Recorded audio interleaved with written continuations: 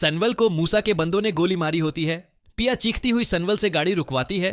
उसके हाथ से खून बह रहा होता है। पिया का हाथ कांप रहा होता है। जब वह बोलती है, सनवल आंखें खोलो, प्लीज मुझे अकेला मत छोड़ना। रोड पर लोग जमा हो जाते हैं।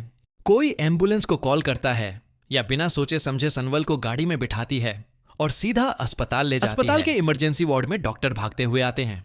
सनवल को स्ट्रेचर पर डालकर ऑन ऑपरेशन थिएटर की तरफ ले जाया जाता है। पिया बाहर बेंच पर बैठकर रो रही होती है। उसके कपड़ों पर सनवल का खून लगा होता है।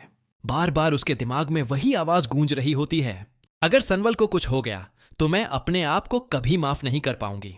तभी डॉक्टर बाहर आता है और कहता है कि गोली बहुत नजदीक से लगी है, पेशेंट क्रिटिकल है, अगले कुछ घंटे बहुत इंपॉर्टेंट है। इसी वक्त जेल में असलम को पता चलता है कि सनवल पर अटैक हुआ है। असलम का चेहरा पीला पड़ जाता है। वह सलाखों को पकड़कर बस इतना बोलता है, मेरी वजह से एक और बेगुनाह मेरी दुश्मनी का शिकार बन गया। उधर सेठ दाऊद अपने घर में बैठकर निसार से फोन पर बात कर रहा होता है।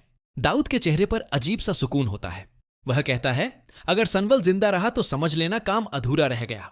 निसार मुस्कुराते कुएं कहता है कि गोली सीधी निशाने पर लगी है, बचना मुश्किल है। दाऊद गहरी सांस लेता है और बोलता है, मुझे सनवल की जिंदगी नहीं, उसका खौफ चाहिए।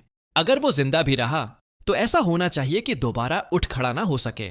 इसी बीच न्यूज चैनल पर ब्रेकिंग चल जाती है। सोशल वर्कर सनवल पर जानलेवा हमला, शहर में हलचल। अलियार टीवी पर यह खबर देखकर बेचैन हो जाता है। उसके हाथ से ग्लास गिर जाता है।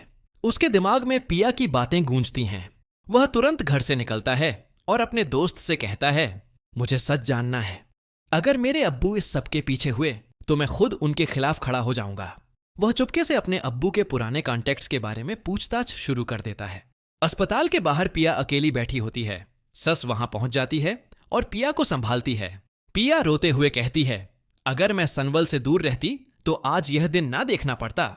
सस्ती गहरी नजर से पिया को देखती है और कहती है, कभी कभी सच का साथ देने की कीमत बहुत महंगी होती है, लेकिन सच रुकता नहीं। इसी वक्त डीएसपी शहरयार को कॉन्फिडेंशियल इंफॉर्मेशन मिलती है कि सनवल पर जो हमला हुआ है उसके पीछे सेठ दाऊद का हाथ है।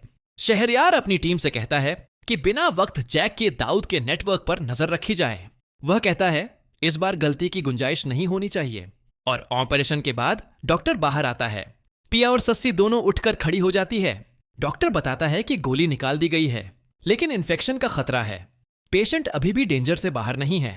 पिया फूट फूट कर रो पड़ती है और कहती है, मैं सनवल को कुछ नहीं होने दूंगी। उधर दाऊद को खबर मिलती है कि सनवल जिंदा है। उसका गुस्सा फूट पड़ता है। वह निसार पर चिल्लाकर कहता है, मैंने कहा था काम खत्म होना चाहिए।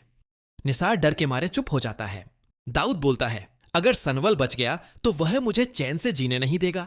अलियार को धीरे धीरे कुछ पुराने केसों के डॉक्यूमेंट्स मिल जाते हैं जहां दाऊद का नाम इनडायरेक्टली शामिल होता है। अलियार के हाथ कांप जाते हैं।